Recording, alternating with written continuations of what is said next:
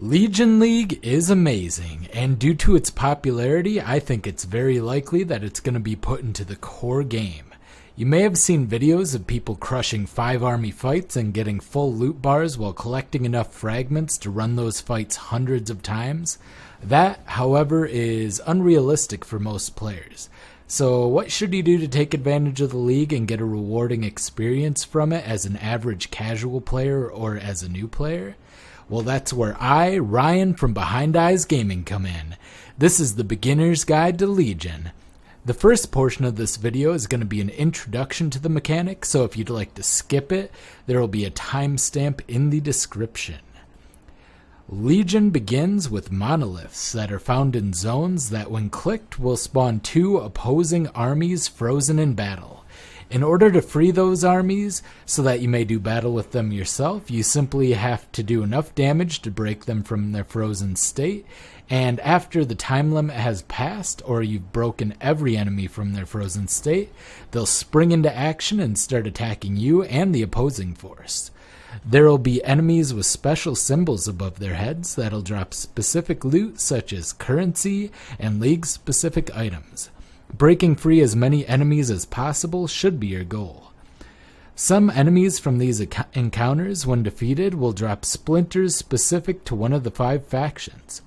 Collecting 100 of these fragments will allow you to combine them into emblems, and putting 2 or more of these emblems into your map device will take you to a special map that will allow you to fight each faction whose emblem you inserted in a special arena. The benefits of these multi-faction fights are a large amount of loot, some of which is specific to previous league mechanics, a relatively large amount of experience, and the potential to drop timeless jewels, which change the skill tree in significant ways. I'm going to make a video focusing on timeless jewels specifically in the near future, so watch out for that. Farming fragments quickly will be vital in experiencing these multi-faction fights as often as possible or selling emblems for profit. The best maps to farm fragments are going to be open maps or very linear maps with few obstacles such as trees, boxes, and rocks that can hinder spawn locations and also make it difficult to defeat all the enemies in time. It's also much easier to farm for splinters in lower tier maps as you can defeat the armies much more quickly due to the lower life, as well as be much safer in the process. I would recommend speed farming the following maps while focusing specifically on accumulating fragments. For Tier 1, Sulfur Vents. Tier 2, Alleyways and Glacier. Tier 3, Ashen Wood and Leyline. And then Tier 4, where all the big ones come in, City Square, Beach, and Strand. For farming splinters, it's best to use builds that are able to clear very quickly and from a distance. Some great builds include Essence Drain Contagion, Tornado Shot, Scourge Arrow, and Lightning Trap, with Essence Drain Contagion being the cheapest and most affordable, and the bow builds are going to be the most expensive. The upside of the more expensive builds is that if geared properly, they can also clear multi-faction battles very quickly as well, meaning you won't have to have separate characters for fragment farming and army fighting like I do.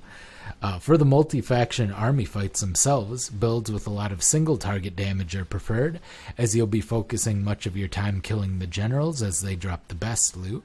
I would recommend my Cyclone Slayer, for which there is a video on my channel, a couple of them actually, or a really beefy bow build would be good as well, like a Tornado Shot with Headhunter if you've got a lot of budget under your belt.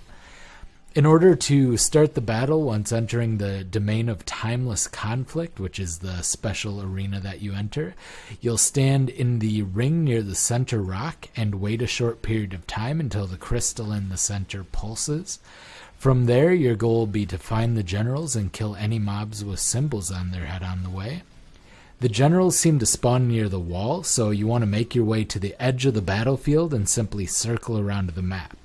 Once you've defeated each general, return to the center and wait for the crystal to pulse again. That'll respawn the enemies. Repeat the process until the time runs out and you can collect your loot explosion.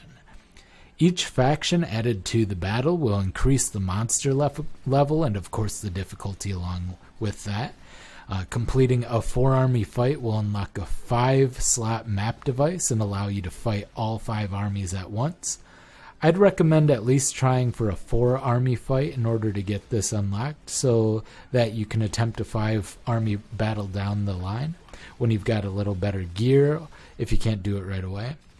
In my experience, I find the 3-army fight to be the best balance of reward and difficulty, but this will entirely depend on your build, playstyle, and gearing, of course.